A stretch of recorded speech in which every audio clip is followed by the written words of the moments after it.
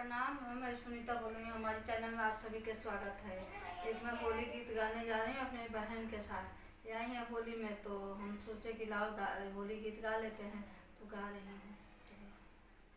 फागुन में डमरू बजावे भोला जी, फागुन में डमरू बजावे, फागुन में डमरू बजावे भोला जी, फागुन में डमरू बजावे।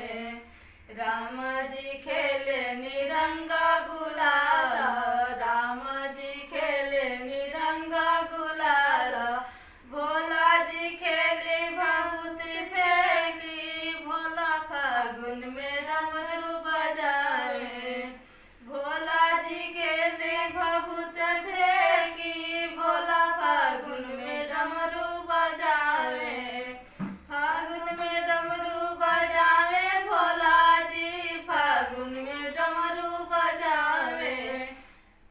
राम सीता बनावेली पाँचों पकवानवा, सीता बनावेली पाँचों पकवानवा, गौरा रगड़ेली भांग धतूर, भोला फागुन में डमरू बजावे, गौरा रगड़ेली भांग धतूर, भोला फागुन में डमरू बजावे।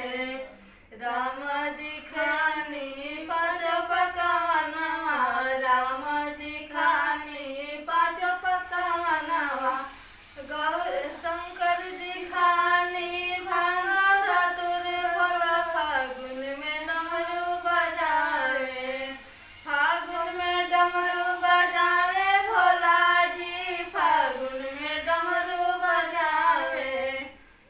नमस्ते जी। हमारी वीडियो पसंद आई होगी तो लाइक करिएगा।